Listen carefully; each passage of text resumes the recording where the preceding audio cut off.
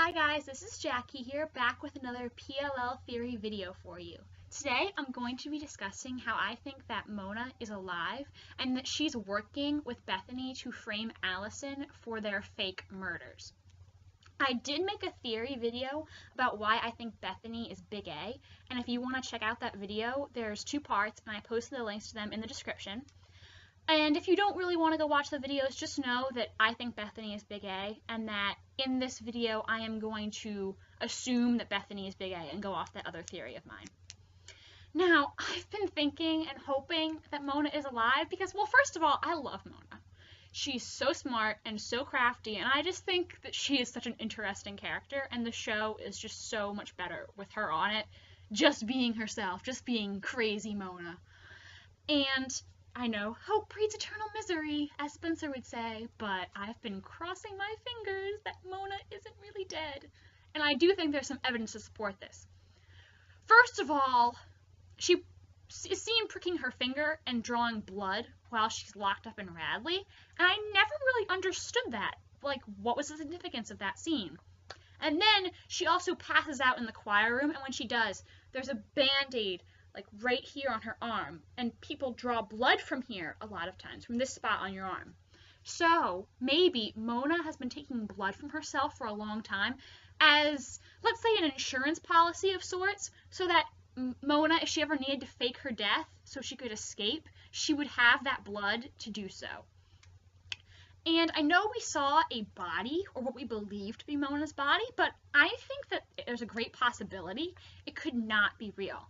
Mona does have a thing with dolls, and when she faked Toby's death, sidebar, this also supports my theory because Mona has faked two deaths before, Alison's and Toby's, so she would have plenty of experience. So she had a fake body for when she faked Toby's. She just never let Spencer see the face. But perhaps her skills could have improved, and she managed to make a mannequin of herself that, as long as you weren't closely inspecting it, you would think was Mona. Also, the Jesus doll that was placed in the trunk with Mona's body or fake body. I mean, if that's not a clue to Mona being alive, I don't know what is. Because Jesus comes back from the dead. After Jesus is crucified, he comes back and he ascends into heaven and he is alive again. So I don't know why they would have the Jesus from Emily's nativity scene be put in there with Mona's body if Mona is really dead. I guess it could be a red herring, but, I mean, come on. Like, Jesus comes back from the dead. That hopefully means Mona's coming back. I really hope so. So, I think that the person who broke into Mona's house with the blonde hair and the hoodie was someone who Mona asked to dress up like Allie and break in so she could make it look like Allie killed her. Then I think that Mona and this person who also hates Allie and is dressed up like Allie so they can make it look like Allie killed Mona, they have a staged fight in front of a camera. You know, Mona acts shocked when they come in and acts like she's afraid for her life, and they have a scuffle in front of this camera. I think there's a camera in this doll in Mona's room because Marlene King put on Instagram a picture of a doll from Mona's room, and it was captioned with "I see you." So I think there is a camera in that doll, and I think Mona put it there so that she could use the footage, give it to the girls, and make them believe that Alison is the one who killed Mona. Alright, and so then, after having a staged fight, the two of them run out of the room, and they make a fake crime scene downstairs with the blood that Mona has been collecting from herself. They have enough blood so that a homicide can be ruled without a body being present. Because, you know, if Mona's still alive, obviously, there's not going to be a real body. And like I said, the video is then left for the girls to find through one of Mona's clues. And the Mona mannequin could be used to make her death seem more believable. She could send the girls pictures of this fake body, so they would think, you know, oh, that's A with Mona's body. Alison killed her, and you know what I mean. Also, someone pointed out that the mannequin, or body, if you think Mona's really dead, is in a blue car, and Mona has a blue car, as we saw in one of the episodes where we saw her getting into her car.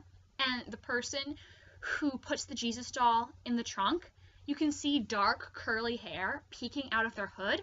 Mona's hair is dark and it is usually curly, so I think that definitely could have been her. And reasons I think that Bethany is Mona's accomplice in all this, the person who she got to dress like Allie and fake break in. Well, I think that Bethany hates Allie too, and so she would definitely love it if they could get Allie to take the fall for their 2 murders. And I forgot to mention that I think Mona was definitely setting Allie up because before she died, she made sure to tell the liars that she was afraid of Allie and she thought Allie was going to come after her. So if, Mona's telling them, I'm scared of Allie, I think I'm next on her hit list, and then she ends up dead, that makes Allie look really guilty in Mona's murder. And also, if Bethany is Big A, like I think she is, again, you can go watch the other video if you'd like, she would have worked with Mona before. They would have already built up a relationship. As for if Mona knows Bethany is Big A, I'm really not sure about that. I think it could go either way. Because, Mona said she never knew who Big A was the entire time they were working together. But then again, she could have been working with or under Bethany this whole time because they both have a common enemy, Alison. But then again, Mona could also not know that Bethany is the same person as Big A. And Bethany could have approached her with this plan to fake her death and make Alison look guilty. And Mona agreed to protect herself and the liars. I want to believe that Mona does care about the liars to some degree, especially Hannah. I think that Mona does care about Hannah and, that she does care for her as a friend. And, Hannah did text Mona that Spencer had been arrested right before Mona died. So perhaps when Hannah told her that, Mona decided, it's time, we have to do this now. We need to make Alison go down for this murder. We can't wait any longer. And, maybe Mona and Bethany have been working together this whole time and pulling the wool over everyone's eyes because, it was Mona who suggested that Allie fake her death in the first place. So, I really don't know here. I think it could go either way. Mona, I never really know with Mona because she was evil, then she wasn't evil, and I really don't know. Maybe she's really smart and she's fooled people before, so I think she could definitely be lying now, but I also, at the same time, want to believe that Mona does care about the liars. But I think for this theory, it could work either way. Like, Mona could have been playing the girls, or perhaps, while Bethany hates the liars, they teamed up to take down Alison, because Alison is Bethany's main enemy. And then we come to the letter that is found in Allie's house. That letter, it just seems too convenient, like too good to be true. Because, it implicates Alison, and it supports what Mona told Aria just before she died. Because right before Mona's supposed murder, she called Aria and said, Allie lured Bethany to Rosewood that night. She wanted Bethany dead. She's A and I can prove it.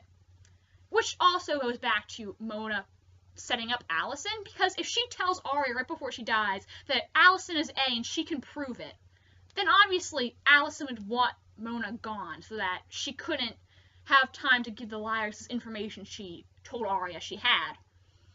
And I know we're not supposed to take handwriting into account, but I'm going to mention it anyway, because I think that the handwriting in the letter the girls found looked a lot like Mona's handwriting in a letter she sends to Hannah. And someone said they thought that the handwriting in the body of the letter and the signature looked different, which could be possible if Mona wrote the letter out and she has had Bethany sign it, and then they left it there, knowing the girls would find it and it would work in their favor.